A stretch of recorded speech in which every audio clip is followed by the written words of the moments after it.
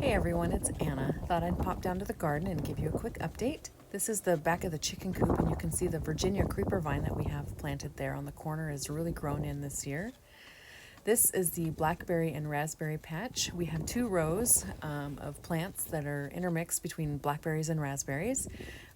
The raspberries I just planted last year and late the year before, so this is really their first year getting started with really nice canes and berries, and so I'm excited to see how many berries are actually set and will be ripening up soon. The blackberries have just started opening up flowers, so in the next 4 weeks or so, they should be covered in flowers, and there will be lots of bees in there busy doing their jobs. So look at those raspberries. Oh, I'm excited. We have a beautiful peony planted right by the garden gate, and so she's blooming this year, and she looks beautiful. I love having flowers by the garden. And the garden itself is starting to look like a complete jungle. The sunflowers that volunteered have completely taken over. I need to get in there this weekend and lop off some of the larger lower leaves and get more sun down on the beds themselves so that the other plants can grow. And those sunflowers will grow up tall, and they'll actually provide a nice light shade cover late in the summer when it's really hot, because then they won't have so many lower leaves. But I need to get some sun on those beds. The blueberries also are really loaded with berries this year, so they're going to be extra delicious. This is a row of tomatoes and kale and sunflowers and nasturtiums.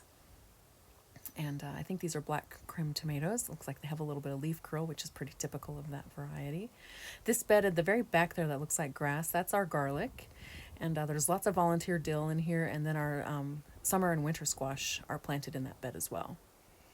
There's lots of chamomile, which is that flowering plant there in the front with the little white and yellow flowers.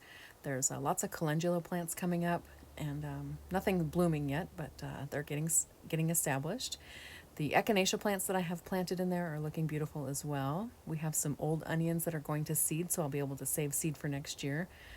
And the plants are just doing really well this year. Now that we're starting to warm up a little bit, I think they're just growing leaps and bounds. Every time we go down to the garden, it looks different. So here's some more volunteer sunflowers there, and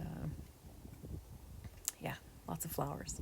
I love having flowers in the garden, especially this time of year, because everything is just green otherwise. So I love having those early flowers, the pansies, some of the marigolds that I can put in.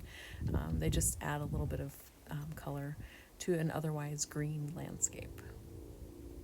There's more of my tomatoes there. And on these hoop trellises that go over the garden paths, I have green beans and scarlet runner beans planted. So eventually they'll grow up and completely cover, and there'll be two tunnels of beans that you can pick from in the garden, and they're super fun. The beans are starting to trellis up the panels there as well. They're about to the 2.5 foot point. So eventually they'll be completely over the top. And there's Oliver, my trusty companion in the garden.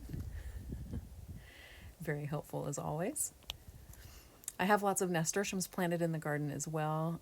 I like the climbing nasturtiums. They can typically climb up trellises or just really nice drape over the edge of the raised beds, and they'll look beautiful later in the summer. This is one of the beds that I have some peas and tomatoes and lettuces planted in. There's also a really big, beautiful plant of sage in this bed as well. This has been a really marvelous year for lettuces. The peas I planted way too late, but they're actually looking really good. I'm hopeful that I'll get some peas off of them before it gets too hot. That particular pea plant that you saw isn't supposed to need trellising, but it has already reached the top of the trellis that I did set it on, so I don't know what's going to happen with those plants. And then here's some more peas that I have planted in between some tomato plants. So they have a much higher trellis to climb. Here's some beautiful Simpson lettuce. It's a beautiful chartreuse green. It's going to be really delicious. And I see there's a radish there that needs to be harvested as well. Here is some of the lavender that I have planted in the garden, and next to some really cute purple pansies with their sunny yellow faces. Here is a sunflower that's starting to put on its buds. I think they're so interesting looking even before they bloom. And last but not least is the strawberry bed.